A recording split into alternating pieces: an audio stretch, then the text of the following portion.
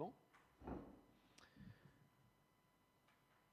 Bien, mesdames et messieurs, chers collègues, bonjour à toutes et à tous. Soyez les bienvenus pour ce conseil municipal de rentrée, bien que nous soyons déjà au mois d'octobre. Je voudrais évidemment saluer chacune et chacun d'entre vous sur ces bancs. Saluer également les habitants qui sont venus en nombre, enfin en tout cas au nombre de 2, mais c'est un nombre, hein. Bonjour. Pour assister à ce conseil municipal. Soyez les bienvenus. La porte est évidemment ouverte et les fenêtres aussi d'ailleurs, vous pouvez le voir. Nous n'avons rien à cacher, au contraire. Je voudrais également saluer celles et ceux qui nous regardent en ligne via les réseaux sociaux, en direct ou en différé.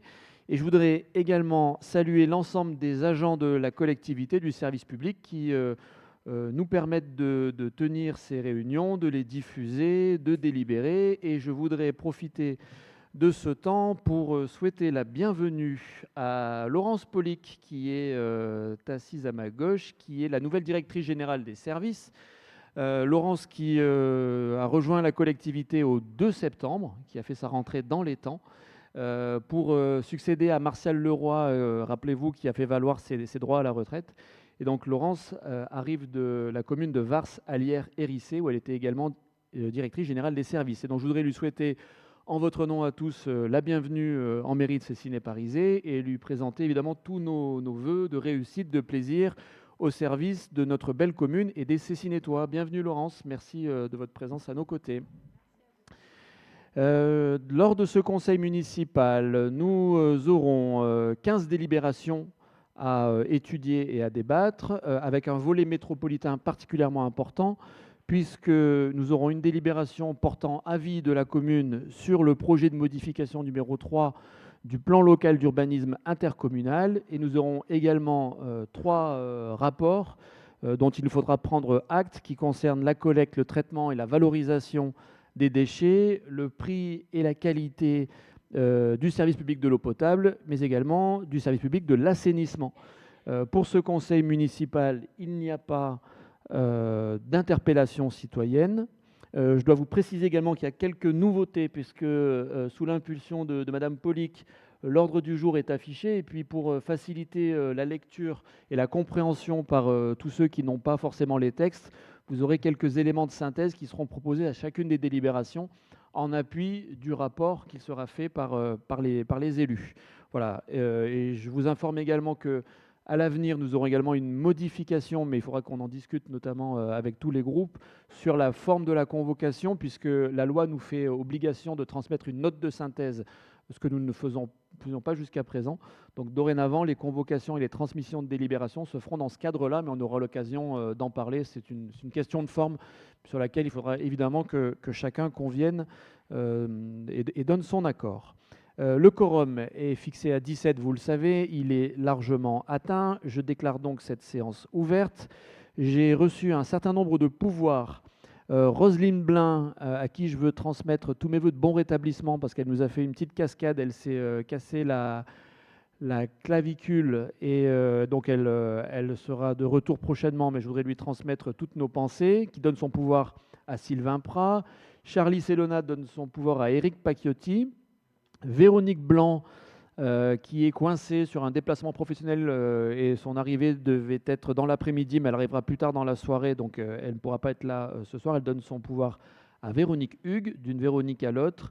Delphine Laurent, qui est malade, donne son pouvoir à Noël Margerie. Zied Ben El Hadj Salem à Denis Jaglin, en sachant qu'il peut peut-être nous rejoindre en cours de réunion, c'est ce qu'il nous a dit. Camille Petit à Yamina Archi, et Lénaï Tran-Durand devrait également nous rejoindre en cours de réunion. En attendant, elle donne son pouvoir à Alice Molon. En tout cas, je préciserai au secrétaire de séance les temps d'arrivée de ces différents élus. Puisqu'on parle de secrétaire de séance, je voudrais vous proposer la candidature de Christine Lance-Lompin et de Jean-Yves Gobren pour assurer cette mission. Est-ce qu'il y a d'autres candidatures ? Est-ce que je peux mettre ces candidatures-là aux voix ? Y a-t-il des avis contraires ? Des abstentions? Eh bien, vous voilà donc élu secrétaire de séance, je vous en remercie. Je voudrais dire un mot très rapide, si vous le permettez, puisque nous sommes le 7 octobre, avoir une pensée pour toutes les victimes du terrorisme et de la guerre qui, depuis plus d'1 an, souffrent de tous les maux dont nous sommes les témoins à distance, à la télévision, toutes celles et ceux qui, quelle que soit leur religion, quelle que soit leur nationalité, tous les civils, tous les hommes, les femmes, les enfants qui, sous les coups de la guerre, sous les coups des enlèvements, des restrictions, vivent un quotidien qu'on a de la peine à imaginer. Et je voudrais qu'ils soient israéliens, qu'ils soient palestiniens, qu'ils soient libanais, que nous puissions avoir en ce jour qui marque le début de la guerre, une pensée pour eux tous, sans tomber dans les pièges qui peuvent être tendus par tout le monde, et bien rappeler que la seule chose qui nous lie, c'est notre humanité et que nous devons penser à chacun dans ces grands moments de détresse, en ayant en tête la volonté partagée que la paix puisse être de retour le plus rapidement possible, en sachant que la paix ne pourra triompher que si la sécurité de chacun est assurée, que si la dignité de tous est respectée et que si la terre est justement partagée. Voilà, je voudrais simplement avoir ces quelques mots qui me semblent importants de rappeler. Parfois, on peut avoir dans nos conseils quelques échanges qui peuvent être virulents, mais il faut aussi les relativiser au regard d'une actualité qui nous dépasse, qui nous effraie et qui peut nous toucher humainement tous profondément, quelles que soient nos sensibilités, nos convictions ou nos croyances. Voilà, si vous en êtes d'accord, je propose Édouard Monet, Jean-Yves Gobren. Édouard, nous devrez nous rejoindre également. Merci. Donc la première délibération qui est la 95, qui concerne l'approbation de la séance précédente. Est-ce que sur cette délibération et ce procès-verbal, il y a des remarques? Non, aucune n'a été transmise préalablement. Y a-t-il des avis contraires, des abstentions? Elle est adoptée, je vous en remercie. La délibération 96 qui concerne les décisions que j'ai été amené à prendre sur délégation du conseil municipal. Est-ce qu'il y a sur ce compte-rendu des remarques ou des interrogations? Non, je mets donc aux voix. Y a-t-il des avis contraires, des abstentions? Eh bien, nous en avons pris acte. Je vous en remercie. Je vais laisser maintenant la parole à Yamina Archi, adjointe aux ressources, pour évoquer la délibération 97 qui concerne l'apurement du déficit de la régie d'avance instituée auprès de l'hôtel de ville. Pardon, Yamina. Merci Monsieur le maire, bonsoir à toutes et à tous. Concernant cette délibération, la collectivité est soumise à un nouveau régime en fait, de responsabilité des régisseurs qui se substitue au régime de la responsabilité personnelle et pécuniaire qu'avaient les régisseurs jusqu'à maintenant, donc depuis le 1er janvier 2023. À savoir que du coup cette nouvelle réglementation induit que les manques en deniers, c'est-à-dire les déficits que nous pourrions constater dans le cadre d'une régie, et donc en l'occurrence de la régie de l'hôtel de ville, que tous les déficits ou les deniers manquants constatés dans la comptabilité ne font plus l'objet de mise en cause en fait de la responsabilité des régisseurs, bien entendu sauf en cas de détournement de fonds. Mais si ce n'est pas le cas, la responsabilité des régisseurs n'est plus mise en cause. Et donc, les déficits de régie doivent maintenant être apurés par l'émission d'un mandat à l'appui duquel doit être joint une délibération de l'Assemblée délibérante. Et c'est la raison pour laquelle on propose cette délibération au conseil municipal ce soir, tout simplement parce que nous avons constaté un déficit dans la régie de l'hôtel de ville. Ce déficit date d'opérations qui ont eu lieu en 2014, donc il y a une dizaine d'années, pour un montant total de 29,65 €, concernant du coup 2 opérations, la première de 3,07 € et la deuxième de 26,58 €. C'est pour des tickets de caisse qui n'ont pas été retrouvés, des tickets de caisse il y a 10 ans. Donc pour reprendre cette régie, nous avons besoin de la remettre à zéro, et donc nous devons passer cette délibération en conseil municipal. Merci beaucoup Yamina pour cette délibération dont le montant de l'argent public engagé est assez considérable. Est-ce que ce montant délirant appelle de votre part des remarques ou des interrogations? Non. Avant de mettre aux voix, vous précisez que nous avons une petite vidéo là qui est celle que les services de l'État nous ont transmis et que nous ferons passer par mail à l'ensemble des élus pour que chacun comprenne bien l'évolution de la loi et de la responsabilité qui n'est plus celle du régisseur, mais de la collectivité par ailleurs. Donc on vous enverra ça, c'est une petite vidéo de 5 minutes qui permet de bien comprendre, mais le fait de ne pas l'avoir vu ne remet pas en cause la capacité que nous avons à voter cette délibération. Et donc il n'y a pas de questions, pas de remarques. Je mets donc au vote les avis contraires, des abstentions. Adopté, je vous en remercie. Je laisse de nouveau la parole à Yamina Archi pour évoquer la modification du tableau des emplois. Délibération habituelle du conseil municipal. Donc 3 propositions de modification au tableau des emplois. La première concerne une inscription sur une liste d'aptitudes pour un agent sur un poste en promotion interne et 2 réussites aux examens professionnels d'agents. Donc le premier sur le pôle technique service bâtiment et le deuxième sur le pôle émancipation dans le service culturel.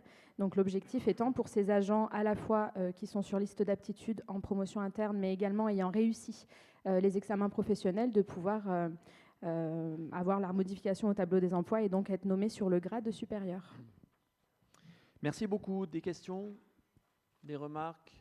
Je mets aux voix. Y a-t-il des avis contraires? Des abstentions? Adopté. Je vous en remercie. J'allais passer la parole à Véronique Blanc, mais comme elle nous a fait une blague en n'étant pas là ce soir, enfin une blague surtout à moi, puisque je vais devoir présenter sa délibération, je voudrais évidemment vous présenter cette délibération qui est une demande d'avis de la commune de Cessines-et-Parisé sur la modification du plan local d'urbanisme intercommunal. Alors le plan local d'urbanisme intercommunal, vous le savez, c'est le document qui codifie le droit des sols pour l'ensemble des communes de la métropole, l'ensemble des 49 communes. Et c'est un document qui a été adopté en 2019, donc au mandat précédent, et un document qui a une vie qui évolue et qui s'adapte en fonction des différentes étapes, en fonction des situations, en fonction des demandes des communes. Et donc ce document, il a déjà été modifié en 2021, en 2022, et aujourd'hui, nous devons étudier ensemble la décision numéro 3, la modification numéro 3, en sachant que c'est un document qui est métropolitain et qu'il appartient à la métropole de délibérer pour adopter son règlement, et qu'il nous est demandé, nous, en tant que commune, de donner un avis en tant que personne publique associée. Il y aura ensuite une enquête publique et l'approbation définitive par le Conseil métropolitain en septembre 25, en sachant qu'en septembre 25, le Conseil métropolitain sera amené à délibérer sur quelque chose qui pourra être peut-être modifié par l'enquête publique, puisque vous savez que les commissaires enquêteurs, comme les communes dans leurs avis, peuvent donner des éléments et que ça peut modifier cette réglementation. Alors, je voudrais vous présenter cette délibération avec 2 échelles, parce que c'est important de noter à la fois ce qui se passe sur notre commune, mais également d'avoir une vision un peu globale par rapport à la métropole elle-même, parce que cette modification, elle a une particularité. Ce n'est pas une succession de petites modifications locales, mais c'est la création d'une OAP bioclimatique. Alors, l'OAP, vous le savez, c'est une orientation d'aménagement et de programmation. Il en existait déjà 3 préalablement dans notre plan local d'urbanisme intercommunal. Une qui s'appelait paysage et biodiversité, qu'on utilise notamment pour faire en sorte que les différentes constructions puissent avoir une cohérence, pour faire en sorte de respecter des vues, pour faire en sorte de respecter des questions environnementales qui sont importantes. Vous avez la question des risques et de la résilience qui sont des sujets importants dans notre agglomération, notamment par rapport au risque d'éboulement, par rapport au risque technologique, par rapport au risque de rupture de digues qui sont des risques naturels. Et puis, il y avait également une OAP sur la qualité de l'air, en sachant que ces OAP-là sont des éléments qui s'imposent dans l'étude notamment des permis de construire, des autorisations d'urbanisme en général. Et c'est vrai que c'est moins strict que peut l'être une règle habituelle du plan local d'urbanisme et qu'elle laisse davantage place à l'interprétation. Ça permet également, par exemple, quand on a je sais pas, un immeuble ou une maison qui correspond parfaitement aux règles qui sont celles du PLUI, mais qui pourtant ne s'intègrent pas vraiment dans un paysage ou dans un quartier donné, eh bien ces OAP permettent d'avoir une lecture un peu interprétative et de discuter avec les différents porteurs de projets. Je salue l'arrivée d'Édouard Monet. Je ne le dis pas pour l'afficher, je le dis pour les secrétaires de séance. Et donc cette OAP bioclimatique, elle définit des caractéristiques pour les différents secteurs de la métropole avec des prescriptions un peu particulières pour adapter les constructions. C'est ce que je viens de vous dire.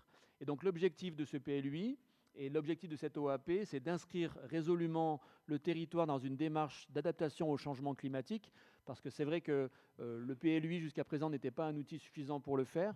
Et donc cette OAP, elle donne des nouvelles possibilités pour justement faire en sorte que notre plan local d'urbanisme s'adapte à ce changement climatique et fasse en sorte également de lutter contre ce changement. Donc il intègre également des propositions qui ont été formulées dans le cadre de la Convention citoyenne métropolitaine pour le climat en 2023. Il y a notamment des éléments importants par rapport à la végétalisation, par rapport à l'énergie, par rapport à tout ce qui concerne le bas carbone, ce qui concerne les mobilités, ce qui concerne également le bioclimatisme.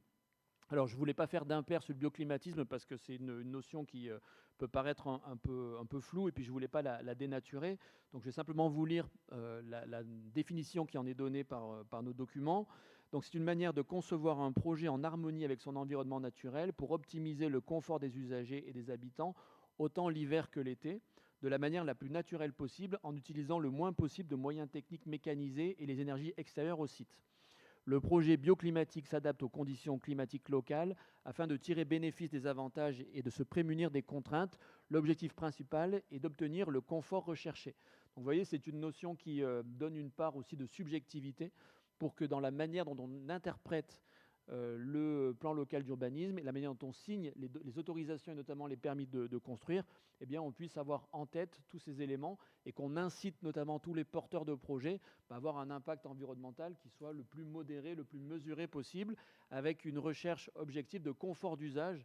Et on pourra notamment en parler dans le cadre du projet Cœur de Ville, puisqu'on parle de béton et de végétalisation. La question du confort, ça peut être la question de l'ensoleillement minimum pendant les heures d'hiver, ça peut être la question des cheminements et de la partie ombragée, enfin, tout ça, ça pourrait être détaillé, c'est assez intéressant. Bon, il ne s'agit pas de le faire ce soir, mais ayez bien cela en tête. Donc ça, c'est la première partie de ce document qui concerne l'ensemble des communes de la métropole, les 49.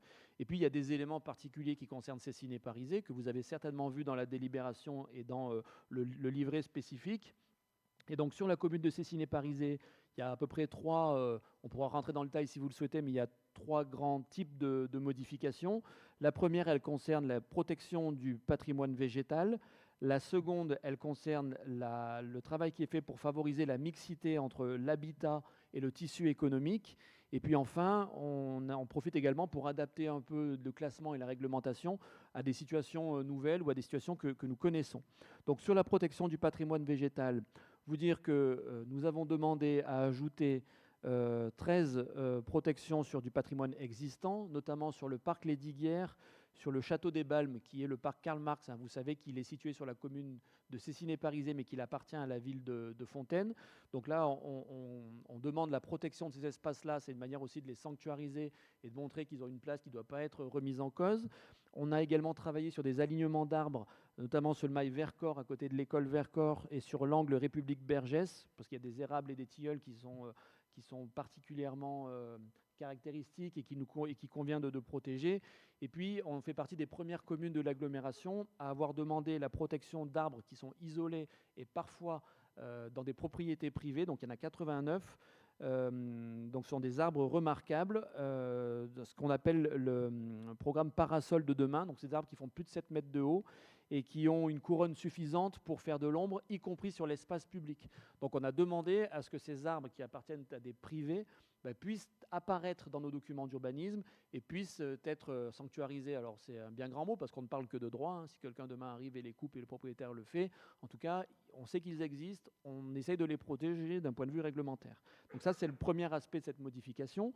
Le second, il concerne la volonté que nous avons de travailler sur la mixité entre l'habitat et le tissu économique. Vous savez que sur la commune de Cessiné-Parisé, le foncier est très rare et que nous avons du foncier qui est 100% dévolu à l'activité économique et que dès notre campagne électorale, dès le début du mandat, nous avons demandé à faire évoluer pour à la fois garder de l'activité économique, mais également permettre le logement. Ça permet évidemment d'avoir du foncier qui est déjà urbanisé, sur lequel il y a déjà du béton, il y a déjà des constructions. Ça permet d'éviter de couper des arbres pour faire du logement. Ça permet également d'avoir de la vie sur des secteurs où souvent après 17h ou 18h, aujourd'hui, quand les entreprises ferment, eh bien, il n'y a plus rien. Et le week-end, c'est parfait pour apprendre aux enfants à faire du vélo, mais en termes de vie, c'était un peu réduit. Donc on a demandé à avancer dans ce sens-là à la métropole.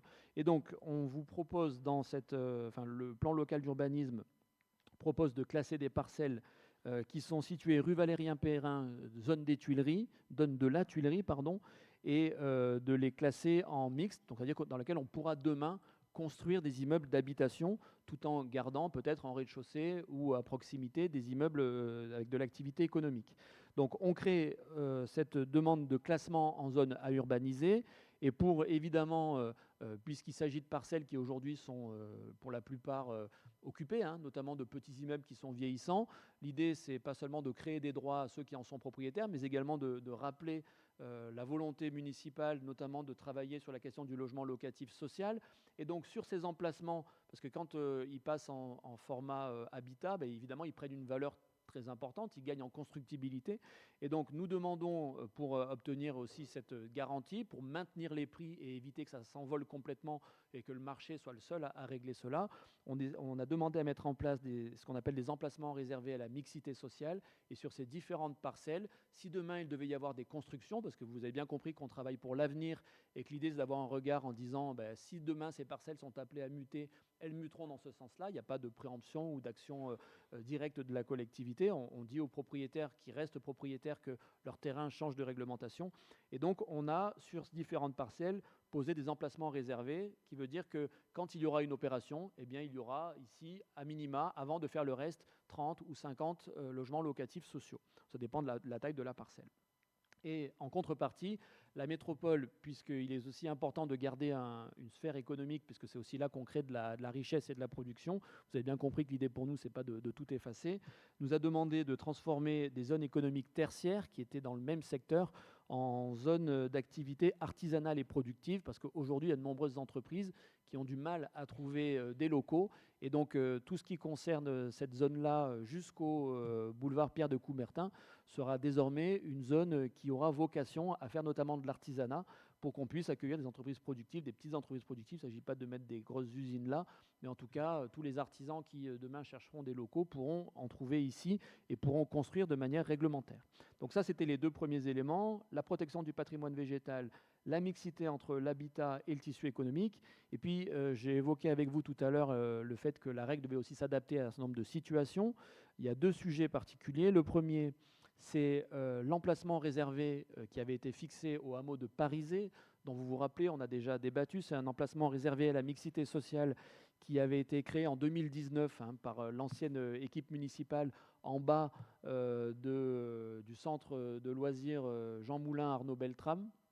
Et donc cet emplacement réservé à la mixité sociale devait respecter, comme tous les emplacements sur notre commune, parce que nous sommes une commune carencée, devait proposer 40% de logements en PLAI. Alors vous savez, le PLAI, ce sont les logements, on dit très sociaux, pour les personnes qui ont les revenus les plus modestes. Et on a fait valoir auprès de la métropole que ces 40% de PLAI étaient compliqués à respecter puisqu'on est à 8 km du cœur de ville et notamment du tram. Et l'idée, c'est de ne pas mettre en difficulté des personnes qui auraient pu être placées ou en tout cas avoir une attribution de logement loin du centre sans avoir possibilité de se déplacer, sans forcément avoir de voiture. Et donc, on a demandé à la métro de ne plus avoir ces 40% de PLAI. Donc, on avait déjà eu une réduction lors d'une précédente modification. Et cette fois-là, la métropole a accepté qu'il n'y ait pas de PLAI sur ces parcelles-là, en sachant évidemment que l'obligation de PLAI, 40%, continue d'exister sur le reste de la commune. Voilà. Dernier mot pour le STECAL. Alors le STECAL, c'est un mot un peu barbare pour parler d'un secteur de taille et de capacité d'accueil limitée à Beauregard. Alors vous vous rappelez qu'à Beauregard, une aire d'accueil des gens du voyage a été installée. Elle a été installée dès 2019. Alors là encore, c'était par mon prédécesseur. Il y avait un permis d'aménager précaire qui avait été délivré en 2019 pour 3 ans. Alors vous savez, un permis d'aménager précaire, c'est une autorisation d'urbanisme qui est donnée pour un motif d'intérêt général de manière dérogatoire à la règle d'urbanisme dès lors que c'est justifié. Et donc à l'époque, le maire avait signé ce permis d'aménager précaire. Il avait été contesté au tribunal administratif puisqu'un certain nombre de riverains avaient fait des recours et le tribunal administratif avait confirmé la validité du permis. Et donc la métropole avait pu installer cette aire d'accueil qui est au-dessus du domaine de Beauregard, hein, que vous devez peut-être connaître quand vous allez au désert Jean-Jacques Rousseau ou si vous habitez sur le chemin de la route de Saint-Nizier. Et donc, en 2019, ça a été signé pour 3 ans. Comme on n'a pas trouvé de terrain nouveau d'accueil en bas dans la plaine, vous vous rappelez, on avait eu un débat sur un certain nombre de parcelles qui étaient arborées, végétalisées, et qu'on ne souhaitait pas forcément donner pour refaire cette aire d'accueil des gens du voyage, qui est une obligation réglementaire. Et il a été proposé de renouveler le permis d'aménager précaire. Et comme le permis d'aménager précaire doit avoir une durée courte, plutôt que de renouveler sans arrêt jusqu'à une fin que l'on ne connaisse pas, il a été proposé d'avoir un aménagement dans le PLUI pour sanctuariser cet espace-là et en faire un espace qui soit pérenne, simplement parce qu'on n'a pas vraiment d'autres possibilités à proposer, en sachant que nous demandons à ce qu'il puisse y avoir une réduction de la parcelle. Aujourd'hui, elle fait 9 places. L'idée, c'est de la réduire à 6 places.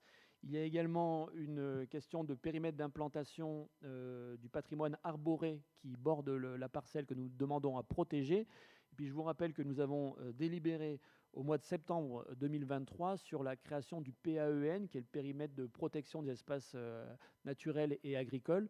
Et donc l'ensemble de la parcelle est concerné par le PAEN. Et donc le STECAL va extraire une partie réduite pour permettre le maintien de l'aire d'accueil des gens du voyage, voilà, qui sera dorénavant une aire définitive.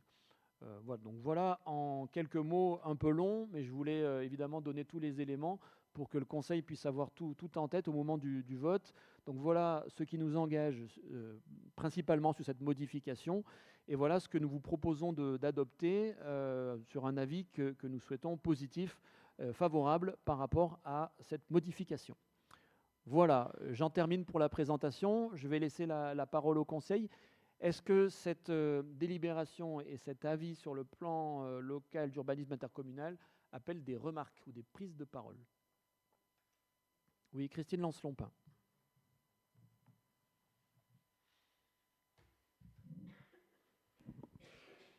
Juste, en fait, c'est des précisions. Donc, sur la zone d'activité de la Tuilerie, les emplacements réservés pour la mixité sociale, donc ça fait plusieurs parcelles. Vous évaluez, par exemple, pour la première, jusqu'à 56 logements. Donc là, ce sera que du logement social, où il y aura 56 logements, dont 40% de logement social. Non, l'emplacement réservé à la mixité sociale, c'est un outil qui est utilisé par toutes les collectivités, qui a été utilisé d'ailleurs avant nous, dans lequel on place sur une parcelle une exigence par rapport au logement social. Par exemple, l'ancienne majorité avait mis sur la parcelle au-dessus de l'école du village une vingtaine de logements sociaux. Ça veut dire simplement que si une opération est engagée là, elle a l'obligation de commencer par faire ces 56 logements sociaux avant de faire le reste. Et comme c'est fait sur la base d'études de capacité, donc ça veut dire que c'est des parcelles sur lesquelles il y a à peu près un peu plus d'une centaine de logements qui sont envisagés, et ça veut dire qu'en gros, on permet de le faire dès lors qu'il y a entre 40 et 50% de logements sociaux sur ces parcelles-là.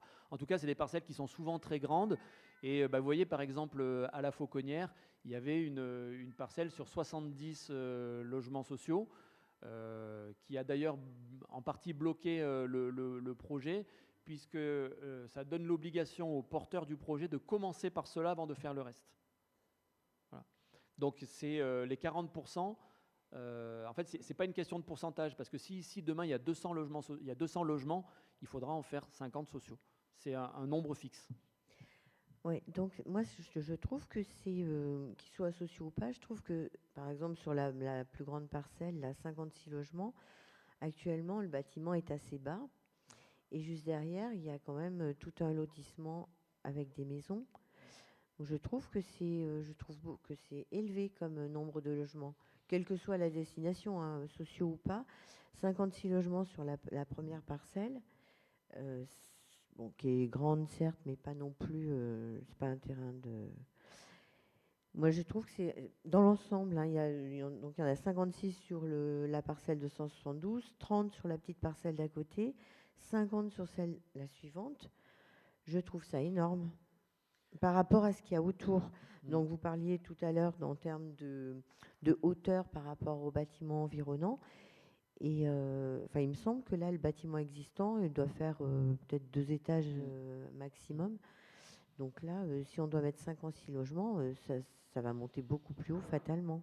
Alors, je vous rappelle à la modification de règlement qui avait été adoptée à la fin du mandat dernier, qui avait permis, en face de ces parcelles-là, de faire du foncier économique à 5 étages. Donc vous avez 2 bâtiments qui ont été portés par un promoteur pour faire du foncier d'entreprise, c'est du tertiaire, qui sont l'Alpina et le Montana. Alors il y en a un qui a été signé par mon prédécesseur et un dont le permis a été signé par moi à mon arrivée. Donc c'est des bâtiments qui font 5 étages. Et je vous rappelle qu'on a l'Étincelle qui a été signé derrière, sur lequel on a une trentaine de logements. Et puis vous savez qu'au niveau de Chartreuse, on a le projet qui arrive sur le parking, là, sur lequel les travaux ont commencé. Et en fait, la difficulté, c'est qu'on est dans un secteur, on est sur ces ciné-parisés en difficulté pour trouver du foncier, et que c'est un secteur sur lequel le PPRI ne porte pas. Et la précédente majorité, comme la nôtre, faisait le constat qu'il y a ici une évolution de ce quartier qui doit être portée. Donc évidemment, il y a des immeubles qui sont... vous allez 100 mètres plus loin, le Vauban fait 5 étages. Vous êtes juste en face, vous traversez la route, vous avez 2 immeubles économiques qui font 5 étages. Et l'idée, c'est de voir comment est-ce qu'on peut effectivement harmoniser cela, en sachant que les propriétaires de ces parcelles économiques qui sont aujourd'hui dégradées parce qu'ils ont été souvent conçus dans les années 80, qui sont des passoires thermiques, ils viennent nous voir en nous demandant de faire muter les éléments. Donc nous, on veut bien faire muter parce que ça correspond à l'intérêt de tous. Le propriétaire de la parcelle, il fait valoir ses biens et sa propriété, c'est normal. Ça permet de faire du logement pour la ville. Par contre, la condition, c'est qu'il puisse y avoir une part de logement social qui soit aussi importante, en sachant encore une fois que nous, on n'impose rien. Si le propriétaire souhaite ne pas faire, il est libre de ne pas faire. Il y a par exemple, parce que vous parlez de cet immeuble-là, mais il y a également des maisons. Il y a des maisons qui ont été à l'époque construites et qui étaient propriétaires de toute la zone. Il y a eu un échange avec la ville entre la rue de la Résistance, enfin c'est date des années 80, à cette époque-là il n'y avait que des champs, et donc le propriétaire il a dit on va faire 2 maisons ici pour ma famille, et puis en contrepartie on va donner tout le reste. Donc ces maisons-là elles deviennent constructibles pour faire de l'habitat avec une certaine hauteur. Ça veut dire que si les personnes elles souhaitent ne pas vendre, elles restent propriétaires de leur maison. Par contre, si elles veulent vendre, elles feront une plus-value importante, mais ça sera évidemment aux conditions qui sont fixées par la collectivité pour les autres enjeux. Donc j'entends qu'on puisse penser que ça fasse beaucoup. Bon voilà, ça se discute. En tout cas, ce qui est certain, c'est que le PLUI bioclimatique, c'est aussi travailler sur une certaine densité à proximité des transports en commun, justement pour éviter qu'on ait des maisons qui s'étalent et que la voiture soit utilisée le plus possible. Donc voilà, j'entends la remarque, mais encore une fois, on essaye d'être dans la mesure et dans la proposition la plus équilibrée possible. Et ça relève d'études de capacité. Encore une fois, on n'a pas mis un chiffre au hasard. Et quand on regarde, on se dit, tiens, ici, on peut faire 100, 150 logements. Il en faut 50 qui soient des logements sociaux. Alors, je ne sais pas si j'ai été clair, mais... Est-ce qu'il y a d'autres remarques? Oui, Denis Jaglin.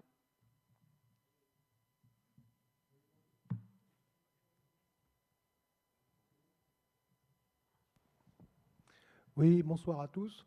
Moi, c'est par rapport au Vouillant, par rapport au fait que on conserve l'espace pour l'espace des gens du voyage, alors qu'en fait, il était prévu que justement, ça soit juste temporaire et maintenant, ça va devenir pérenne.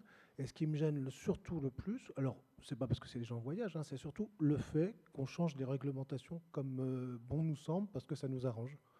On a le PAEN, on a un bout de nature qu'on a pris, on l'a bien goudronné, et aujourd'hui on nous dit que dans 3 ans on l'enlève, mais par contre on ne le fait pas. On continue toujours de la même manière, et ce qui me gêne le plus, c'est que vraiment les réglementations, elles se font vraiment en fonction de ce que l'on a besoin. Si nous on a besoin de quelque chose sur notre terrain, on ne l'aura pas. Par contre, si la métro, ou si nous on en a besoin, voilà, on le fait. Donc c'est pour ça que je voulais juste dire que pour cette délibération, je voterai contre, parce que je trouve que la nature a des droits, et on devait la lui rendre, et qu'aujourd'hui, on ne va pas le faire. Alors, je comprends. Si je peux me permettre une remarque, on le fait sur la base de l'intérêt général. Quand vous dites « nous, on ne peut pas, mais la métro, elle peut ». Nous, dans notre jardin, on est soumis au pouvoir réglementaire, et nous, notre rôle d'élu, c'est justement de faire la règle. Et si on fait la règle, on la fait en fonction de ce nombre de critères, et parmi ces critères, on a l'intérêt général. Parce qu'évidemment, ici, chacun habite dans une maison qui, à une époque, a été un espace naturel. Et la règle a permis de construire une maison chez vous, chez nous, ici ou ailleurs. Et les maisons ou les immeubles ou les appartements ont été construits sur la base d'une règle. Et notre boulot à nous, c'est d'être prescripteur. Donc on essaye de le faire sur la base de ce qu'on pense être l'intérêt général. Alors l'intérêt général, ce n'est pas la somme des intérêts particuliers. Et c'est vrai que quand on prend une décision, eh ben, il y a forcément, il peut y avoir quelqu'un qui en pâtit. Si on décide de faire une école à un endroit et que c'est pour l'intérêt général, tout le monde est d'accord, sauf celui qui est propriétaire de la parcelle, il va dire bah, vous me spoliez. Oui, mais c'est sur la base de l'intérêt général. Donc ce que je veux dire, c'est que pour moi, je suis bien plus choqué par un permis d'aménager précaire qui peut poser, en dépit de toutes les règles qu'on a fixées sur la base démocratique, sur les principes que je viens d'évoquer, on a dit ben, ici on ne peut pas, c'est pas grave, on le fait quand même, et le juge a considéré que c'était OK, que ça marchait bien. Ça me choque plus que des élus qui disent bon, il y a ici une zone, elle a été faite, à mon avis, un peu en dépit du bon sens, mais on n'a pas d'alternative. Aujourd'hui, les personnes sont intégrées, ça se passe plutôt bien avec les autres riverains. On a parfois des difficultés d'usage parce qu'on est à côté d'une zone métropolitaine de loisirs.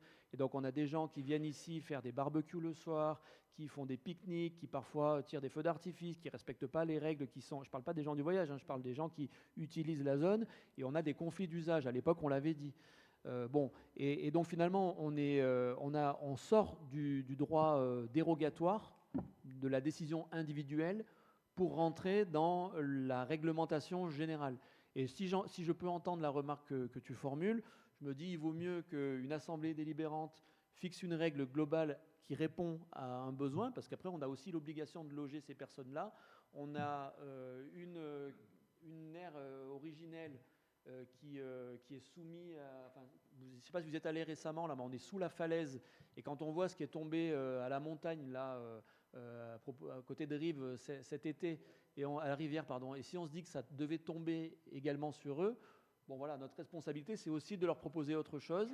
Et vraiment, hein, quand on fait le tour de la commune, on avait envisagé, c'était l'équipe précédente qui avait envisagé, dans la montée de Percevalière, Tuileries, de créer une aire d'accueil ici sur le bord de la route. Enfin, on voit bien que ça ne fonctionnait pas. Donc, ils sont là-haut. Aujourd'hui, ça semble satisfaire et ces familles-là et les riverains. Et donc, oui, j'entends, on aurait pu la détruire et repartir à zéro. Mais encore une fois, ça, c'est le meilleur des mondes. Et on est face à des réalités qui sont celles de nos capacités constructives. Et aujourd'hui, entre les risques, entre le coût du foncier et entre la rareté du foncier, on a pris le mal qui nous semblait le moins pire, c'est-à-dire maintenir sur place, en sachant que le PAEN a été fait postérieurement à l'implantation et que le STECAL est une dérogation au PAEN pour permettre le maintien de cette zone-là en la réduisant. Hein. On passe de 9 à 6 pour tenir compte de la réalité de la composition des familles. Voilà, ce n'est pas parfait, mais c'est un peu le principe de réalité. Tu veux compléter Non, je reste toujours sur mon opinion. Ce qui me gêne le plus, c'est qu'on modifie en fonction de ce qu'on a besoin, et ça me gêne beaucoup. On fait une réglementation qu'on ne respecte plus, et au moment où on a besoin d'autre chose, on a besoin de ça, on se fait une petite bulle, et puis on le met. Et la nature, elle n'a rien demandé. Hein. Ah mais c'est pas un problème de couleur politique. C'est pas un problème de couleur. C'est pas un problème de couleur politique, mais de nature, de conserver nos lieux. La nature, elle n'a pas demandé non plus à ce qu'on crée des maisons, à ce qu'on crée. Voilà. Après, il faut aussi qu'on se dise qu'on est dans un système de vie public organisé et que notre objectif, c'est d'impacter le moins possible, même si le fait de vivre en collectif, tous ensemble, ça a aussi un impact sur l'environnement. Mais j'entends la remarque. Voilà. Après, notre boulot, c'est de réguler pour faire en sorte que l'impact soit le moins fort possible. Et j'entends évidemment la remarque. Christine, une autre question ? Oui. Pour se mettre d'accord avec notre collègue, je voudrais qu'on ait une suspension de 5 minutes si c'est possible. Oui, elle est de droit. Merci. Eh bien, je suspends la séance et puis ensuite pour l'explication de vote.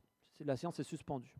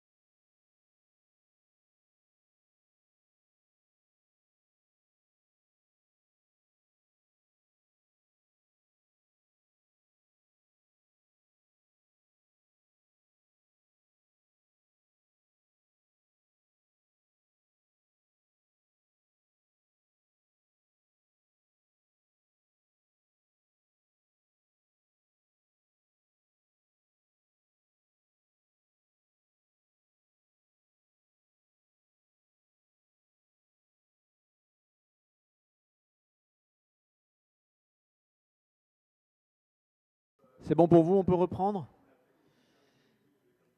Bien, je propose s'il vous plaît qu'on retrouve le silence pour reprendre nos débats.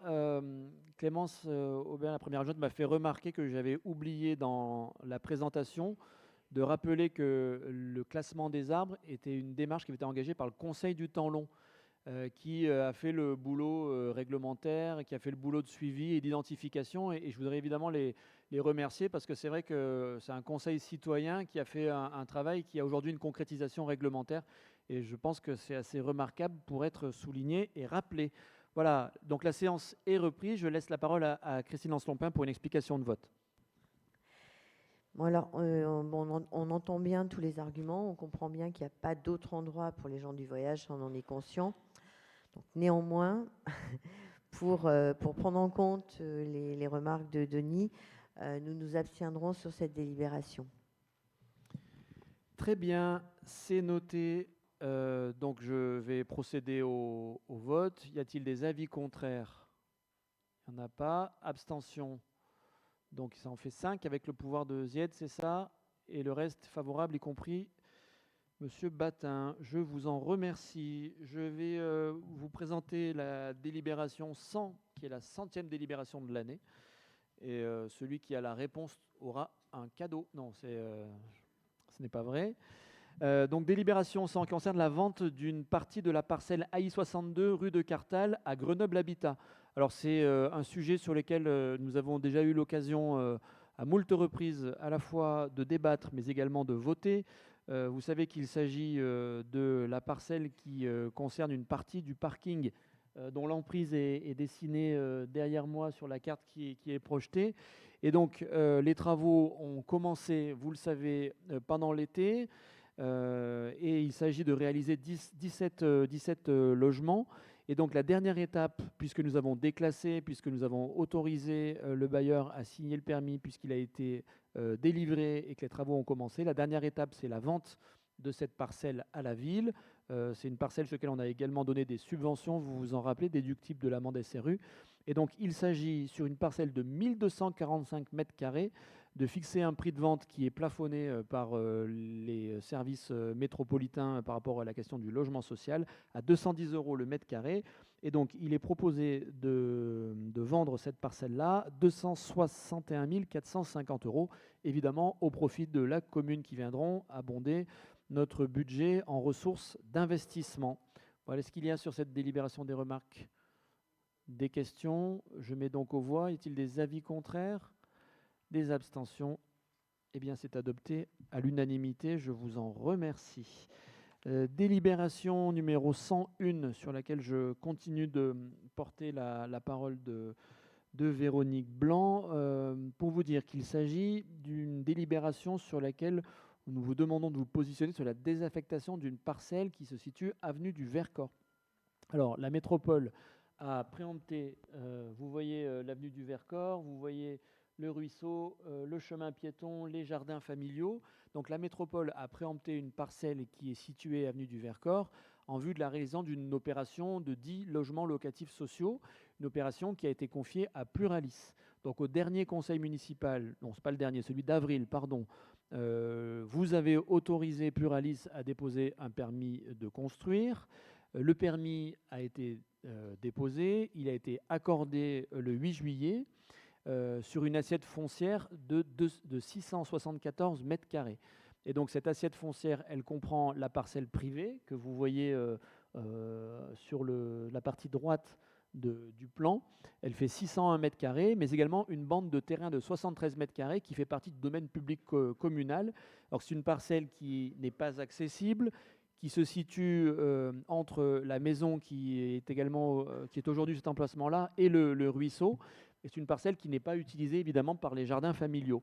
Et donc pour régulariser la situation, il est nécessaire de déclasser cette bande de 73 mètres carrés qui, je le répète, je l'ai écrit 2 fois, n'est pas utilisée par les jardins familiaux, afin d'en prévoir la cession à Pluralis. Et donc si l'autorisation est donnée aujourd'hui, lors d'un prochain conseil municipal, eh bien, nous travaillerons sur les conditions de la cession et notamment sur le prix de vente.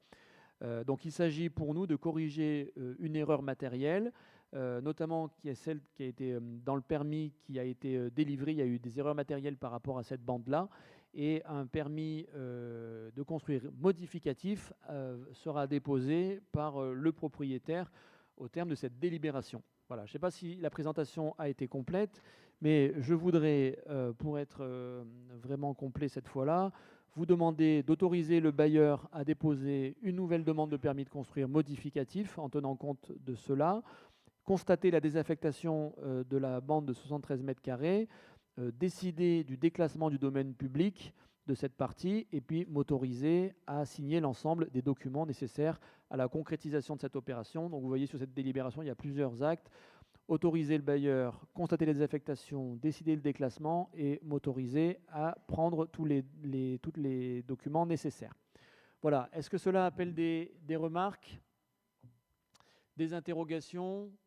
Je peux donc mettre aux voix. Y a-t-il des avis contraires, des abstentions? Eh bien, c'est adopté à l'unanimité. Je vous en remercie. Je vais laisser la parole à Alice Mollon, adjointe en charge de la ville durable, pour évoquer la signature d'une convention avec Grenoble-Alpes Métropole pour la préservation des ressources en eau dans notre forêt communale. Oui, merci Monsieur le maire. Donc, c'est une convention qui fait suite au constat d'une pollution intervenue sur le point de captage des Arcelles, le point de captage d'eau potable. C'est une pollution qui est intervenue donc, fin 2023 et qui était due à la circulation d'engins forestiers à une trop forte proximité de ce point de captage. Et donc, pour remédier à cela, donc la commune a rencontré les services de la métropole et de l'ONF pour proposer l'établissement d'une convention entre ces trois organismes afin à la fois de préserver la qualité de l'eau potable et de permettre l'entretien et l'exploitation de nos forêts et de nos zones boisées. Donc, on demande donc, par le biais de cette délibération d'autoriser donc, Monsieur le maire à signer la convention pour la préservation des ressources en eau de la forêt communale avec Grenoble-Alpes Métropole et l'ONF. Merci beaucoup. Est-ce qu'il y a des... Oui, Frédéric Batin. Moi, je n'ai pas compris pourquoi cette convention permettait de préserver la ressource en eau. C'est simplement donc en novembre 2023, il a été constaté donc une pollution du point de captage des Arcelles. On a identifié que c'était la circulation d'engins forestiers et donc par la suite les acteurs ont été rencontrés. Il y a eu une recherche de la source de la pollution et ensuite, une fois que ça a été identifié, des moyens de correction pour dévier notamment la circulation des engins par un autre chemin. Donc c'est notamment des engins qui enlèvent le bois coupé. Donc en fait voilà, il a fallu trouver des solutions entre les différents acteurs pour réaménager le site et changer les habitudes existantes. Et donc c'est dans ce but-là et pour acter ces décisions de changement, d'aménagement, de circulation des engins que cette convention a été prise. Mais pourquoi il fallait une convention? Je n'ai pas compris. Pour acter l'accord des acteurs. Alors peut-être que vous vouliez dire que des règles existent et qu'il fallait les faire respecter. Et en fait, on est sur un territoire ou sur un domaine d'intervention sur lequel il y a de nombreux intervenants. Nous, on est propriétaire de la forêt, on en délègue l'exploitation à l'ONF qui fait appel à des sous-traitants pour exploiter quand elle ne le fait pas elle-même. Et donc, en fait, on s'aperçoit que de sous-traitance en sous-traitance, on finit par plus avoir forcément toujours le bon regard. Et donc, la commune de Saint-Nizier-du-Moucherotte a été particulièrement marquée par cet événement-là, puisqu'on a eu un problème de turbidité de l'eau pendant plusieurs jours. Et donc, en fait, ça nous permet de rappeler chacun à la fois au bon sens, au respect de la règle, notamment à l'arrêté préfectoral, mais également aux conventions qui sont signées par les uns et par les autres. Donc, c'est aussi une manière de rappeler à la vigilance pour dire que ce qui s'est passé ne doit plus se reproduire, parce qu'on a eu aussi un peu de chance, parce qu'il y a eu de la turbidité pendant plusieurs jours et des difficultés, notamment par rapport à l'approvisionnement, puisqu'on a eu, je crois, une dizaine de jours sur lesquels les habitants de Saint-Nizier-du-Moucherotte ont dû boire de l'eau en bouteille, et également un certain nombre d'habitants qui se situent sur les hauteurs de notre commune. Il ne faut plus que ça se reproduise. Donc la première étape, c'est une convention dans laquelle on rappelle à chacun que déléguer ça exige une responsabilité. Et donc finalement, c'est un petit peu ce qu'on signe ici pour remettre de l'ordre réglementaire, quoi. Ok, c'est plus clair. Merci. Voilà. C'est ce qu'a dit Alice sur la question des engagements réciproques. Mais c'est vrai que c'est un sujet qui est pas simple. Et quand on regarde tous ceux qui interviennent, là, en l'occurrence, c'est une entreprise qui est passée avec ses engins beaucoup trop proche de la source et qui en a écroulé un certain nombre d'ouvrages, quoi. Voilà. Voilà. Mais après, tout est écrit dans la convention, hein. Voilà. C'est bon? Ça convient à tout le monde? On peut la mettre aux voix? Est-ce qu'il y a des avis contraires, pardon? Des abstentions? Eh bien, adopté. Merci beaucoup, Alice. Je vais laisser la parole à Éric Monte, adjoint en charge notamment de la transition énergétique, pour évoquer une convention que nous signons à propos de l'éclairage public des mobiliers urbains, mobiliers urbains de voyageurs, pardon, qui sont gérés par Déco. Absolument, merci Monsieur le maire.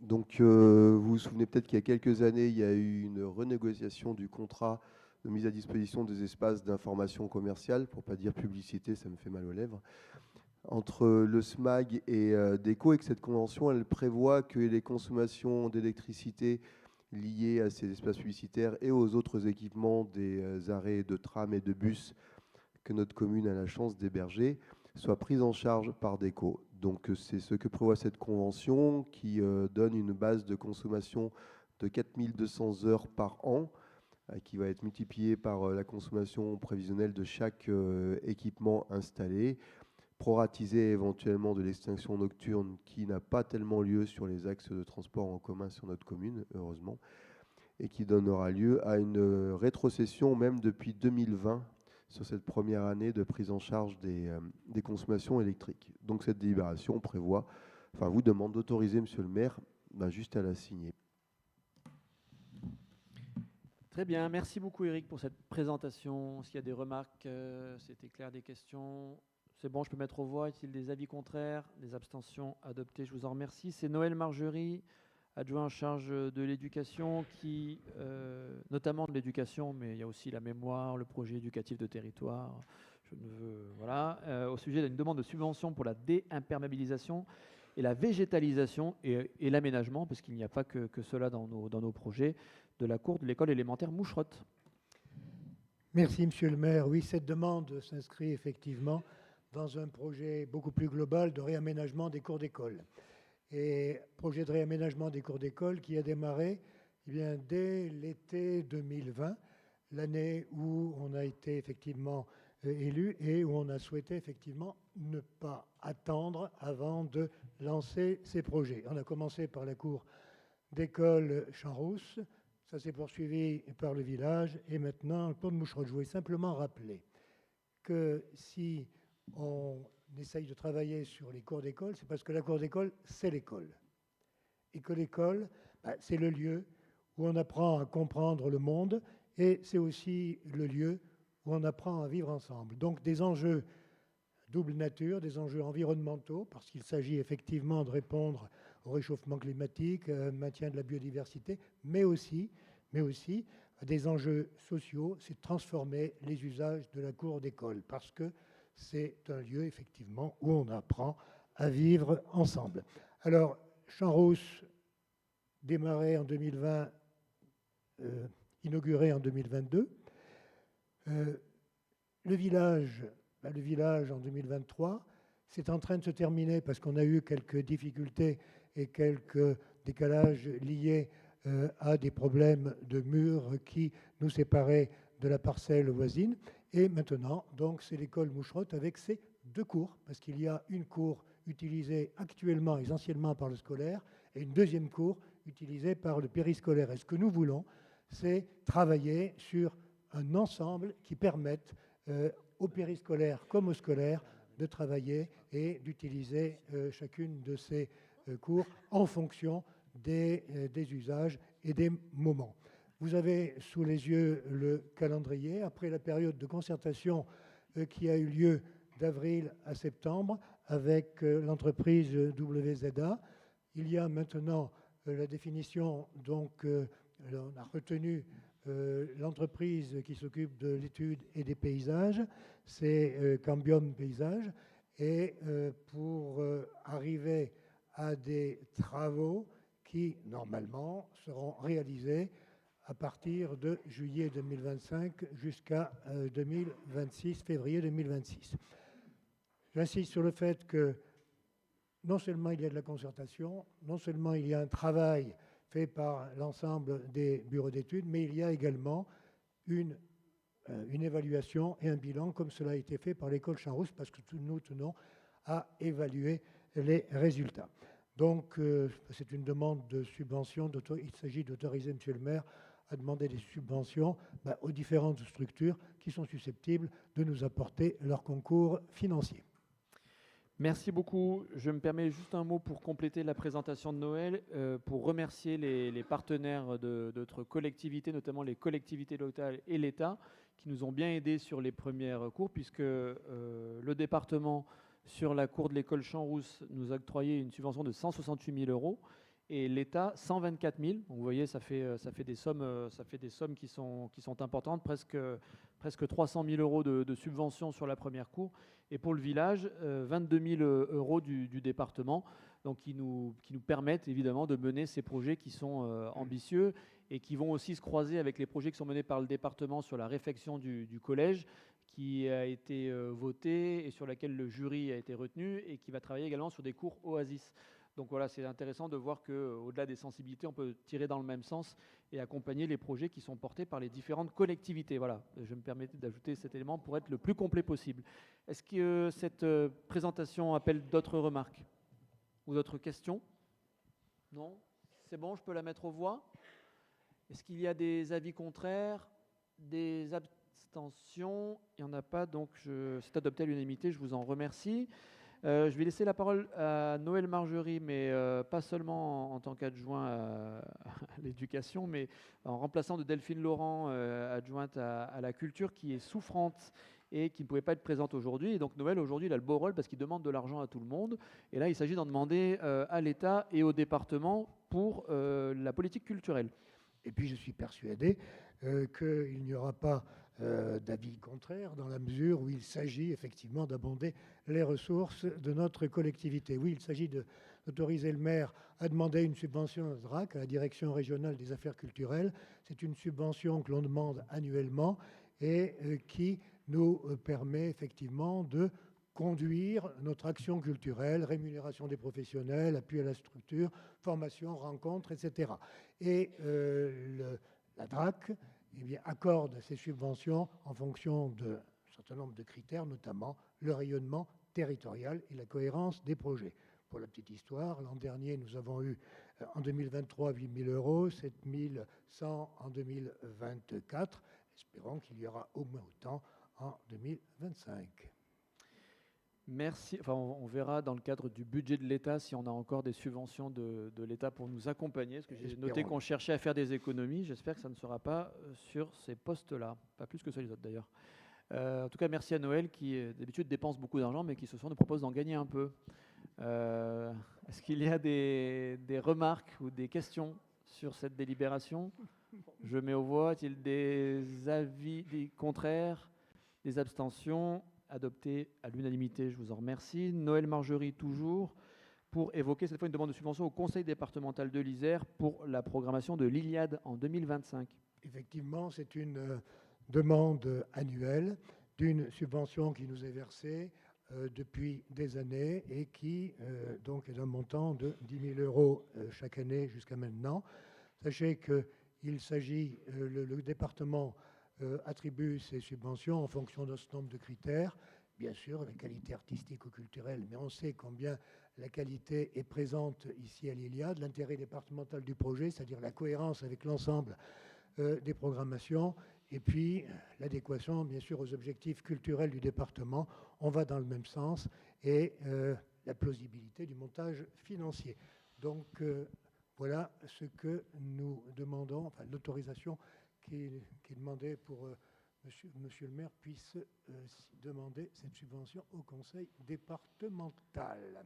Bien, je profite de la délibération là, pour adresser un salut et des remerciements à toute l'équipe de l'Iliade là, qui fait un travail remarquable par rapport à toute à la fois l'offre culturelle de notre commune, mais également son rayonnement, parce que c'est vrai qu'on a une salle qui est identifiée, qui a une programmation de grande qualité, qui est à la fois une programmation pour le plus grand nombre, mais également d'un niveau élevé qui permet évidemment à chacun d'accéder à de belles choses. Et je voudrais remercier toute l'équipe là, qui fait vivre ce projet-là, avoir une pensée pour Noémie Duez, qui en a été la programmatrice pendant très longtemps, plus d'une dizaine d'années, et qui, dans le cadre de son projet personnel, a quitté la collectivité, lui adresser nos remerciements et ceux de la commune, et saluer la personne qui va la remplacer, qui s'appelle Anna Stier, qui va devenir la programmatrice. Alors en sachant que c'est un rôle qui est important, vous savez qu'on a une saison commune avec la ville de Cessin, et ça donne encore une dimension supplémentaire, parce que ça nous permet évidemment, au-delà même de ce qui est proposé dans le cadre de l'Iliade, les Vagabondes, plus toutes les programmations que nous avons par ailleurs, notamment sur les productions, d'avoir une programmation culturelle d'une très grande diversité, d'une très grande qualité. Et je voulais évidemment remercier tous les agents qui la font vivre, sans lesquels tout cela ne serait que des décisions et des bouts de papier. Est-ce que cette délibération de demande de subvention appelle des interrogations, des remarques? Je peux mettre aux voix. Est-il des avis contraires, des abstentions? Adopté à l'unanimité, je vous en remercie. Nous sommes allés vite et je vais maintenant laisser la parole à Laura Siffer, qui est conseillère municipale, mais qui est surtout conseillère métropolitaine. Et je vais lui laisser la parole pour présenter les 3 rapports d'activité de la métropole. Et je vais peut-être lui laisser la parole globalement, puis ensuite on prendra acte délibération par délibération. Donc la parole est à Laura Siffer. Merci, bonsoir à tous. Donc effectivement, on a 3 délibérations là, qui se suivent sur les rapports annuels sur les 3 services publics principaux de la métropole, que sont l'eau, l'assainissement et la gestion des déchets. Ces rapports, vous pouvez les trouver, ils sont disponibles pour tout le monde en ligne sur le site de la métropole de Grenoble, dans le petit compétences et rapports d'activité annuelle, là, sur les grandes compétences.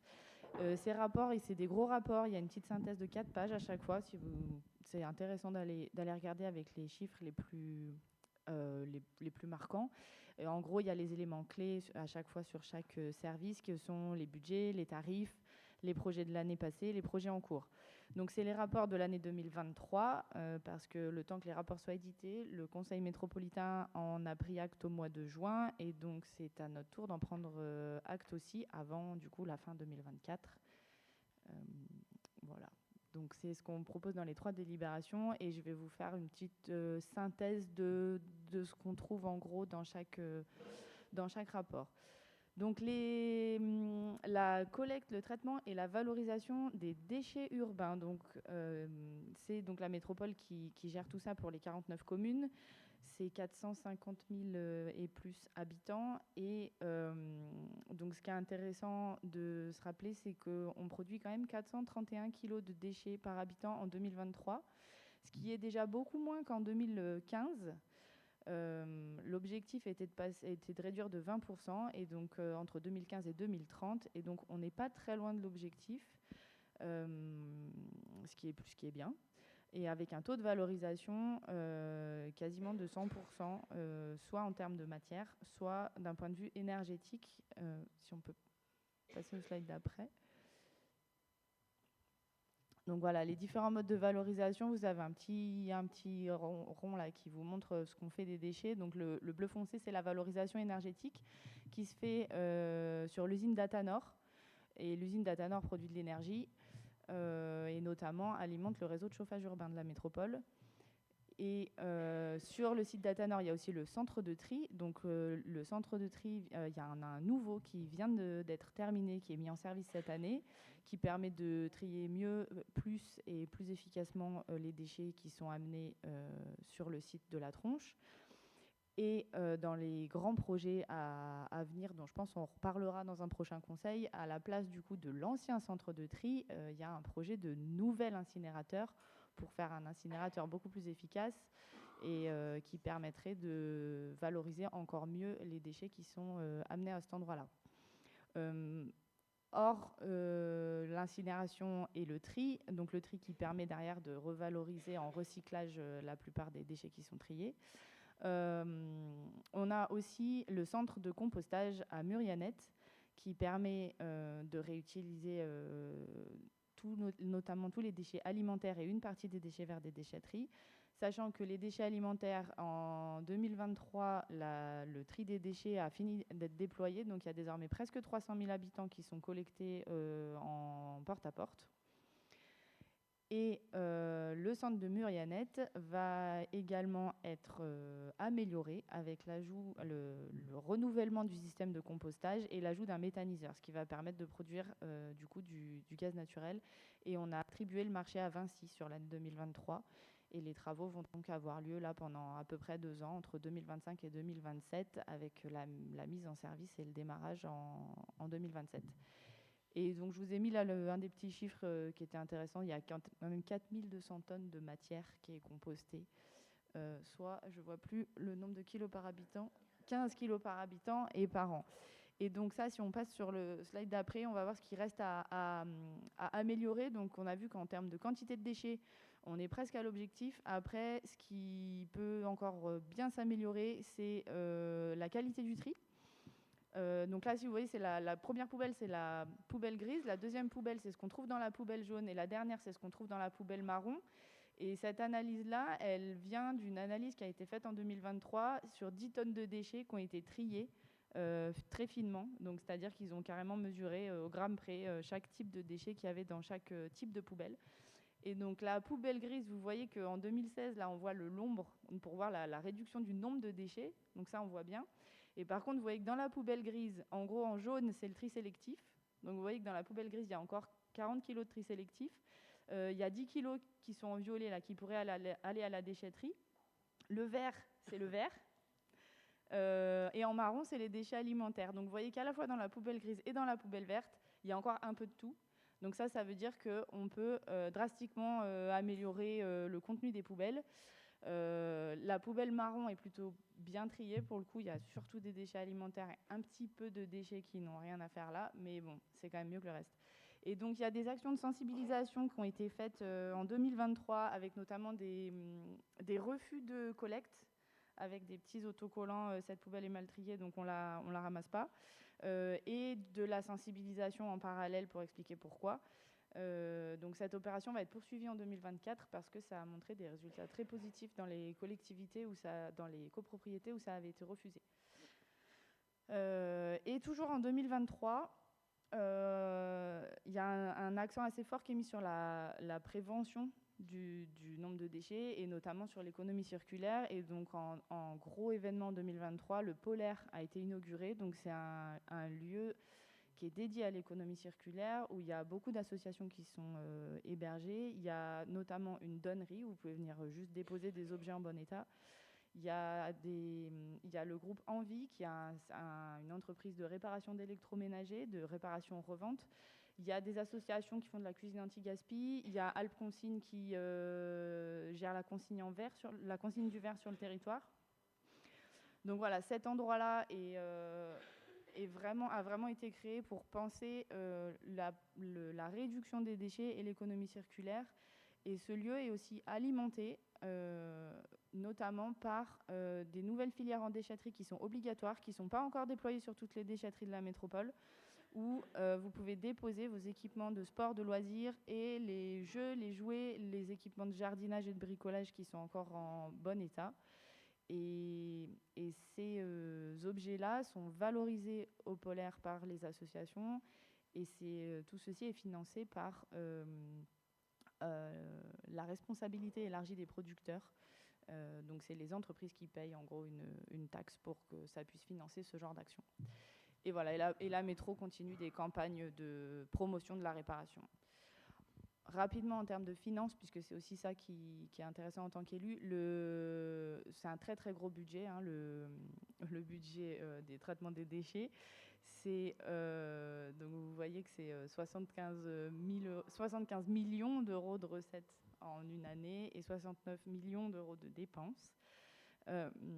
2023, le budget est moins simple qu'avant à cause de notamment l'inflation, les denrées alimentaires qui rajoutent des collectes et une baisse des prix de vente des matériaux issus du tri qui rapporte du coup moins de recettes. Donc le coût de fonctionnement par habitant augmente un peu, sachant que pour l'instant la taxe d'enlèvement des ordures ménagères n'augmente pas.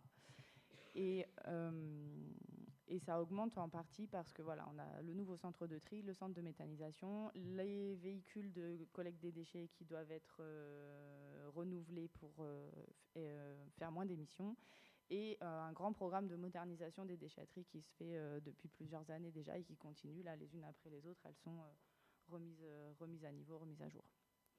Voilà.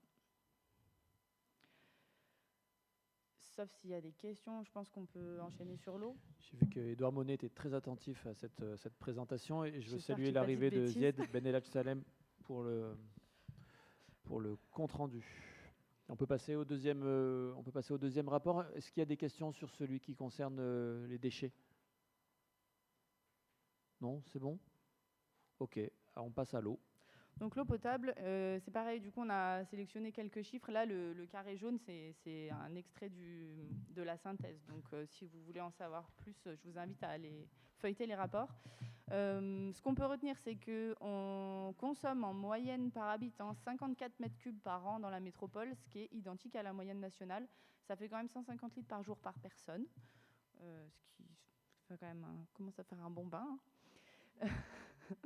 Ce qui est important de se rappeler, c'est qu'on a la chance d'avoir une eau de très bonne qualité. Il y a quand même une énorme majorité de l'eau, 85%, qui est distribuée aux consommateurs sans traitement préalable, ce qui est vraiment une ressource incroyable. Et tout en bas, là, tous les pourcentages, 98%, 98,5%, 85%, les deux premiers 98%, c'est les taux de conformité de l'eau. Donc, à la source et même celle qui est traitée derrière arrive dans nos robinets avec un taux de conformité qui est vraiment très bon. 16 km de réseau renouvelé, ça paraît peut-être pas beaucoup, mais c'est plus que les années précédentes. On est sur une accélération pour essayer de continuer d'améliorer le rendement. Et donc j'ai mis quelques chiffres en bas de comparaison entre la métropole et Cessiné. Donc Cessiné, on a 5660 abonnés pour 174 000 sur la métropole. Donc si vous vous rappelez, c'est 455 000 habitants et 174 000 abonnés parce que c'est voilà, à peu près le nombre de foyers concernés. On a 36 km de distribution sur un total de 1800. Et on en a parlé tout à l'heure, on possède un des 124 captages actifs de la métropole au niveau des Arcelles, et donc un captage qui fait l'objet d'une attention constante comme les autres. Les chiffres, ce qui nous intéresse en tant que citoyens, c'est le prix. On paye l'eau très peu cher sur notre métropole, notamment parce qu'il n'y a pas de traitement en amont. Donc 3,36 € par mètre cube contre environ 4,07 sur la France, enfin dans les autres métropoles de France. Et depuis quelques années, depuis un ou 2 ans, on a aussi un tarif unique sur l'ensemble des 49 communes de la métropole, ce qui n'était pas le cas avant. Et rapidement, la facture d'eau, environ un tiers, c'est la consommation d'eau potable en moyenne. Ça dépend toujours combien vous en consommez, bien sûr. Et après, il y a une part pour l'assainissement dont on parlera tout à l'heure et une part après pour les taxes, et notamment l'agence de l'eau. Et à savoir que cette année, il y a l'allocation eau qui a été un petit peu modifiée pour permettre à plus de ménages d'en bénéficier. Donc il y a presque 20 000 ménages qui en ont bénéficié cette année à hauteur de 35 €. C'est une aide versée directement par la métropole aux familles dont le quotient familial rentre dans les critères. Et ce qui nous intéresse financièrement en tant qu'élus, c'est de savoir que c'est un budget qui se porte très, très bien, le budget de l'eau. Il y a une épargne nette à 11 millions d'euros, ce qui permet de financer la grande partie des dépenses d'équipement. Et c'est vraiment un des budgets annexes qui fonctionne bien, il me semble, à la métropole. Et dans les faits marquants de 2023, donc l'extension de l'allocation eau, j'en ai parlé, le renouvellement des réseaux en augmentation pour moins de fuites et un meilleur rendement, j'en ai touché un mot aussi. Il y a aussi un petit changement. On prépare la reprise en régie des missions de production de l'eau potable. Jusqu'à maintenant, c'était géré par la SPL Haute-Grenoble, qui s'occupe aussi de la facturation. Et ce qui est la production va passer en partie en régie là, dans les années qui viennent, notamment pour, je pense, une meilleure coordination avec les missions d'assainissement. Et il y a aussi, en 2023, on a démarré une forme d'appel à projet pour la solidarité internationale à hauteur de 240 000 € par an, qui permet d'aider à financer des projets d'accès à l'eau et à l'assainissement dans des pays défavorisés. L'assainissement, bon, on fera les questions. Donc l'assainissement, c'est majoritairement effectué à Aquapol. Il y a en tout 5 stations d'épuration. La plus grosse est donc Aquapol vers le Fontanil-Cornillon. Il y a donc toutes les communes en jaune là, qui sont raccordées à Aquapol, et aussi les 2 communes en bleu, non pas en rouge justement, en bleu, et les communes du Grésivaudan en vert qui sont raccordées à la station. Les autres communes de la métropole qui sont sur la carte sont raccordées à d'autres stations d'épuration. Et en tout, il y a quasiment 100% des métropolitains qui sont raccordés.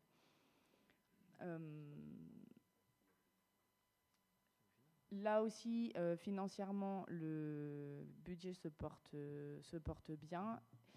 Et ce qui a été marquant cette année, alors côté service, ils ont mis l'accent sur la sécurité, notamment sur la station d'Aquapol et la formation à sécurité dans les différents services. Il y a eu 3 crues successives de l'Isère qui ont impacté la circulation sur les berges, mais qui ont aussi beaucoup sollicité à la fois les agents et les équipements.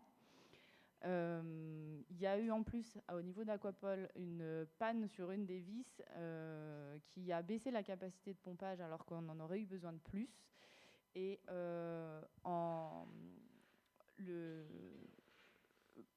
ces événements-là seront probablement plus faciles à gérer à l'avenir parce que là, y a eu des gros travaux pour renforcer justement ces capacités de pompage sur les postes de crue en amont d'Aquapol. Qui est un gros investissement et des gros travaux, mais qui devrait permettre de mieux faire face sur ce genre d'événements dans le futur. Et je crois que c'est tout. Voilà. Peut-être dire en complément là, qu'il y a quelques jours, on a eu la chance, avec quelques élus des communes voisines, de visiter les travaux des éléments de raccordement sous la rocade, sous le rondeau. Et c'est vrai qu'à 15 mètres sous terre, voir le raccordement entre toutes les eaux usées du sud de l'agglomération, celles du nord, qui arrivent à des débits incroyables, et la technicité et les 9 millions d'euros qu'il a fallu investir pour assurer, dans le seul cadre des travaux du rondeau, hein, pour faire en sorte que ces réseaux soient mis en sécurité, parce qu'ils sont des réseaux qui sont vitaux pour notre agglomération. C'est vrai qu'on n'en parle pas, on ne les voit pas, mais c'est vrai que le travail est absolument remarquable, et c'est vrai qu'on a visité ça, et c'est vraiment incroyable et extrêmement impressionnant. Est-ce qu'il y a des questions sur ces rapports? Oui, Christine? Oui, moi, c'est ce que j'avais discuté avec Clémence Aubert pour avoir plus d'informations sur l'état de notre réseau. Parce qu'en fait, depuis des années, avant le passage métropolitain, on avait très peu de fuites sur notre réseau. Quand on est passé en métropole, il y a des communes qui étaient bien moins performantes que la nôtre. Et le risque, c'était que les budgets de réparation aillent davantage sur ces communes, ce qui paraît logique. Donc moi, je voulais savoir si depuis que c'était géré par la métropole, si on avait toujours le même taux de fuite, entre guillemets, qui était plutôt bon, ou si, du fait que les réparations se portaient sur d'autres communes, on avait un peu baissé en qualité. Alors, ça fait partie des chiffres qui sont dans le rapport. Alors, les chiffres commencent à 2018. 2018, on avait 80% de rendement assassiné parisé. Et là, en 2023, on est à 79,4%. Donc effectivement, il y a eu visiblement un petit peu de baisse entre 2018 et 2022. 2022, Cessiné a fait partie des communes où les travaux de renouvellement de réseau ont été les plus forts, et ce qui du coup a fait revenir à l'équivalent de 2018. Et effectivement, après, il y a l'aspect faire métropole qui fait que y a les endroits où ça fuit le plus qu'on va peut-être reboucher plus vite au début, et puis qu'après on continue. Globalement, le rendement sur l'ensemble du réseau est relativement stable, et l'effort de renouvellement des réseaux est vraiment augmenté. Là, en 2023, ça a été 0,9% des réseaux qui a été renouvelé, ce qui paraît pas beaucoup, mais c'est ce qui est renouvelé en préventif. Donc à côté de ça, quand il y a des fuites, il y a aussi d'autres réparations. Et l'année d'avant, c'était 0,7, je crois même pas 0,7%. Donc il y a vraiment un effort continu pour essayer de vraiment maintenir ce réseau et limiter les pertes et les fuites au maximum. Je crois qu'il y a 30% de fuites en moins depuis que la métropole a repris la compétence. On peut dire qu'on a bénéficié de très gros travaux en 2020 qui avaient un peu paralysé la ville pendant l'été. Je ne sais pas si vous vous en rappelez, là, du côté Fontaine et côté Bergès. On avait ils avaient refait toutes les voiries parce qu'ils avaient fait tous les réseaux, et ça fait partie des investissements qui sont assez importants. Alors, on n'a pas les mêmes problèmes sur l'eau que sur la voirie, par exemple, parce que dans l'eau, c'est des budgets annexes et l'eau paye l'eau. Et donc, finalement, on se sert des ressources de l'eau pour payer les investissements, alors que sur la voirie, les communes ont donné à la métropole ce qu'elle pensait mettre, en essayant d'en garder le plus possible. Évidemment, c'est de bonne guerre, chacun essaie de faire la même chose. Et du coup, les moyens qui sont dévolus à la métropole ne sont pas les mêmes que ceux que les communes avaient. Sur l'eau, ce n'est pas du tout le cas, puisqu'effectivement, c'est des budgets annexes. Donc la métropole a les moyens d'entretenir son réseau avec les tarifs de la consommation. Est-ce qu'il y a d'autres... Denis Jaglin, oui. Il n'y a pas d'autres Denis Jaglin. Est-ce qu'il y a d'autres questions? Celle de Denis Jaglin. Il n'y en a qu'un. Oui, moi, c'est par rapport à l'assainissement, en fait. Il y a combien de millions de mètres cubes d'eau qui passent à Aquapol? Parce qu'on sait combien on en pompe. On pompe 25 millions de mètres cubes. Combien il y en a, en fait, qui sont...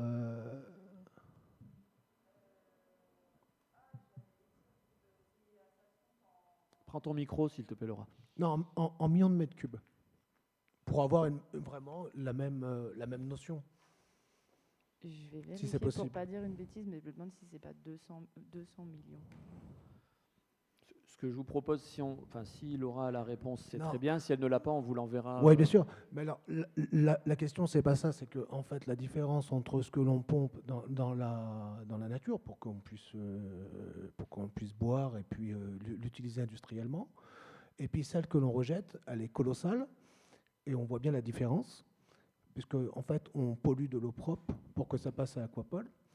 Et est-ce qu'il n'y a pas justement aujourd'hui, peut-être, parce qu'aujourd'hui ils ont même des problèmes puisqu'il pleut beaucoup, donc beaucoup d'eau, donc les déversoirs d'orage ne sont plus suffisants. Est-ce que maintenant la métro va peut-être faire quelque chose pour toutes les eaux de ruissellement sur le Drac ou sur l'Isère? Est-ce qu'il y a quelque chose de prévu en fait pour éviter justement d'amener toute cette eau jusqu'à Aquapol? Tu veux répondre? Alors, j'ai pas la réponse tout de suite là des millions de mètres cubes qui passent à Aquapol. Effectivement, c'est colossal. Effectivement, parce qu'on récupère aussi toutes les eaux usées. Alors, j'ai pas en tête qu'il y a un projet spécifique de dédoublement des réseaux, etc., là, dans les tuyaux à l'heure actuelle. Par contre, il faut bien noter que tout ce qu'on fait sur la désimperméabilisation, c'est aussi ça.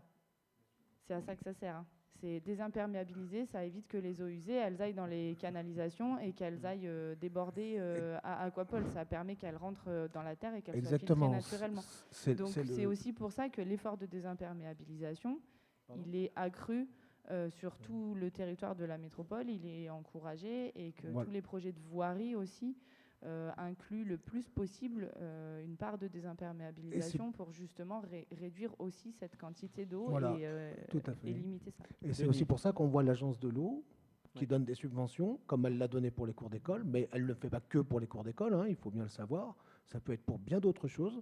Donc je pense que... Et puis l'objectif pour justement de remettre l'eau dans la terre, c'est de montrer, et notamment celui des écoles, c'est surtout un rôle éducatif pour montrer aux enfants que l'eau qui tombe du ciel, elle doit retourner dans la terre pour redonner après de la nouvelle, des légumes, de quoi manger, quoi. De quoi vivre, en fait. Tout à fait. Voilà, il n'y a pas de vie sans eau dans la terre, en fait, tout simplement. C'est bien l'objectif de tout ce qu'on porte. Laura a raison sur la déimperméabilisation et notamment sur l'école moucherotte dont on a parlé tout à l'heure. Alors on avait eu un peu de chance avec l'agence de l'eau parce qu'on arrive à un moment où les crédits étaient suffisants. Donc là, on va refaire la même demande avec le même objectif, mais il faut évidemment que les crédits soient inscrits. Mais l'objectif peut être au-delà des cours d'école. Hein. On peut faire d'autres projets. Bien sûr. Plus importants. En sachant que notre objectif à nous, c'est de faire en sorte qu'on végétalise le plus possible, mais il y a aussi des incidences en termes de fonctionnement pour nous derrière. Parce que par exemple, quand on a une route, qu'elle est bétonnée, il suffit qu'au pied des arbres, on enlève le béton et qu'on plante. C'est à nous, communes, d'entretenir tout cela. Et c'est vrai que ça veut dire que pour l'avenir, il faut qu'on s'équipe un peu différemment et qu'on travaille nos équipes pour pouvoir bien répondre à cet enjeu, ce qui n'a pas été jusqu'à présent, parce que la modernité, c'était le béton et l'eau qui part au réseau. Et évidemment, la modernité demain, sans Roundup, sans béton, ça veut dire qu'il faut davantage de moyens humains sur le terrain pour faire face à ces obligations-là. Et ce n'est pas forcément simple, parce qu'on sait à quel point, en termes de ressources et en termes de moyens, on a du mal à mobiliser. Enfin, on a du mal. Il y a des priorités à porter, quoi, et elles sont nombreuses. Laura ? J'ai la réponse sur le débit. Donc c'est bien 200 000, mais c'est 200 000 mètres cubes par jour qui arrivent à Aquapol et qui sont traités à Aquapol. Et c'est à peu près 200 000 du coup, mètres cubes qui sont rejetés dans l'Isère chaque jour. 200 000 mètres cubes par jour. Et on a 24 millions par an, c'est ça? Et ça doit être ça, oui. Ouais. C'est dommage, on n'a pas le même rapport. Ça fait combien 200 000 multiplié par 365 jours? Alors, mais ça peut pas être... Parce que c'est ça, parce qu'on devrait avoir le même rapport. Sinon ça, on ne sait pas vraiment, quoi. Et non, parce que par exemple, toutes les eaux de ruissellement, on ne les a pas dans la consommation d'eau. Oui, mais s'ils estiment que c'est 200 000 par jour, 200 000 multiplié par 365, et puis voilà. Bon. Alors, on avait presque réussi à avoir un conseil court. Ça serait quand même dommage qu'on le rallonge sur des histoires de calcul mental. Ce que je vous propose, c'est que pendant que je fais voter ces délibérations-là, les fortiches en calcul mental nous fassent le calcul et la conversion en mètres cubes et en millions de mètres cubes. 73 et je millions. m'adresse notamment à l'élu en charge de l'éducation parce qu'il doit savoir ça. C'est ce qu'on apprend à l'école. Et ensuite, on pourra en parler en aparté, mais peut-être que c'est intéressant évidemment d'avoir les chiffres et on essaiera de trouver ça en dehors du conseil. Ça vous convient? Ok. Ah, Christine est d'accord. Bien, je vais donc mettre aux voix, si vous en êtes d'accord, nos 3 rapports, en vous demandant si vous êtes d'accord pour prendre acte à chaque fois. En ce qui concerne les déchets sur la métropole, y a-t-il des avis contraires, des abstentions? Donc on prend acte. En ce qui concerne le service public de l'eau potable, même vote. Même vote. Et en ce qui concerne le service public de l'assainissement, même vote. Même vote. Simplement, avant de vous laisser partir, puisque l'ordre du jour est terminé, James Capoccioni m'en voudrait de ne pas citer la visite de quartier qui a lieu demain, qui est la dernière de l'année, dans laquelle on a un spectacle de rue qui va être proposé. Alors, on ne sait pas trop ce qui va se passer parce que je crois qu'on est en alerte orange pour le temps, mais ça, je crois qu'on ne peut rien y faire. Peut-être vous dire également que nous avons la brocante ce dimanche. Voilà, je crois que c'est tout pour le programme de la fin de semaine. En tout cas, merci à tous, bonne soirée et le conseil municipal est clos.